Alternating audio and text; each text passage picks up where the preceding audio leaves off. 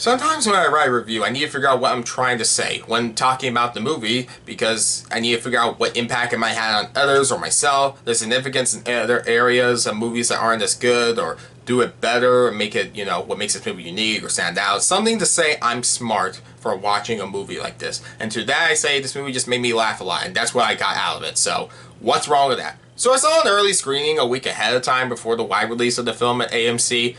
I don't really understand it. I guess it was just to see who would rather watch this than the new Indiana Jones movie. And though I got to see this movie instead of the new Indiana Jones movie, since I, went in with higher hopes for this movie than that one. I mean, I saw so many people say this movie was hilarious. Even has a 100% on Rotten Tomatoes as of when I'm writing this, based on 23 reviews, which means everyone loves it and didn't just like it, but everyone liked it, so it makes it look like everyone loved it. And with that going in, I thought this movie was good. I just know some people don't care if it's good, and they'll say, it's good, but I could watch this on streaming. And sure, maybe there is something cinematic about this or whatever, but it is a good time that gets you out of the house and forces you to watch something start to finish on the big screen that will delight you and give back the money to those who made something that you enjoyed, even if it's not fantastic, because a good movie is good. For God's sakes, a good movie can be a good movie and doesn't have to be a great movie, because not every movie has to be the best movie of the year. Not everything has to be great. Not to say this movie isn't great in many ways, but I definitely think this is a good movie that could have been great. With that said, what is this movie about? Joyride is from Adele Lim, Teresa Hsiao,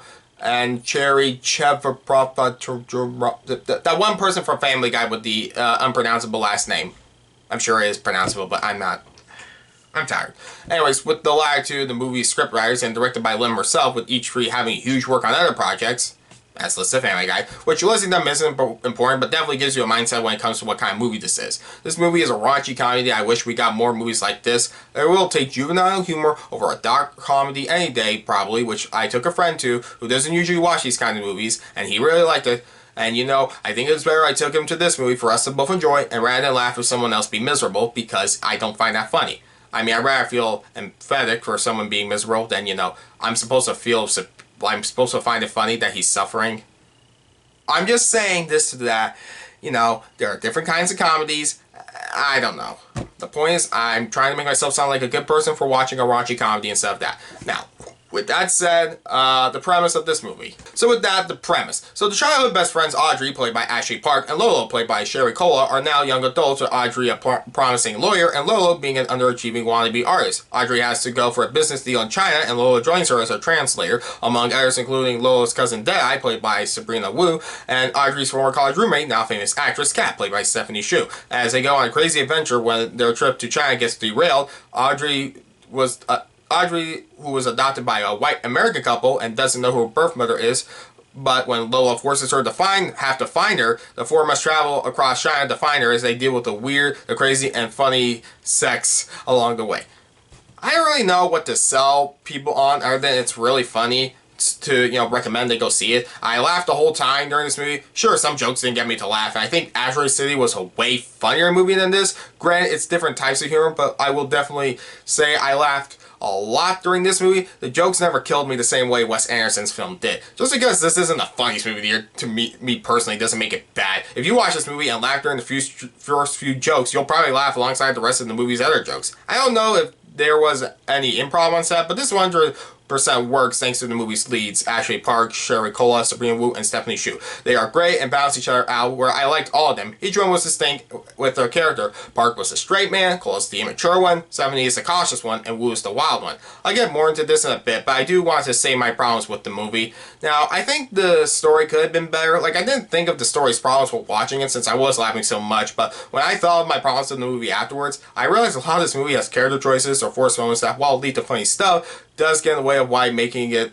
great, where some of the best comedies of all time can make me laugh, but also care about the characters, like an Edgar Wright film or other raunchy comedies like This Is the End or Knocked Up. Weird examples, I know. I honestly wish we got more of Hsu's character, since Fallinger revealed that it's 100% the most memorable part of the movie. Her character's resolution feels way more glanced over than the other three. I mean, this was definitely made before Everything Everywhere All at Once came out, since they definitely didn't take advantage that one of the cast members is an Oscar nominee. She's not bad, of course. I guess I wish we just got more of her personally, but I do think Ashely Park shines as a lead for the emotional scenes following her character's journey. I really hope she gets more attention because of this. I would love to see Ashely Park in more movies following this. I've never seen Emily in Paris, so I mean, this movie is hilarious, and the best way to say my favorite jokes without spoilers is vaguely saying scenes from the trailers, like the K-pop stuff, the sex scene, the jokes about how Audrey's basically a white person rather than an Asian based on how she was raised. I know white people are sick of being presented as the worst in movies, but damn it did I laugh at all the white people jokes in this movie.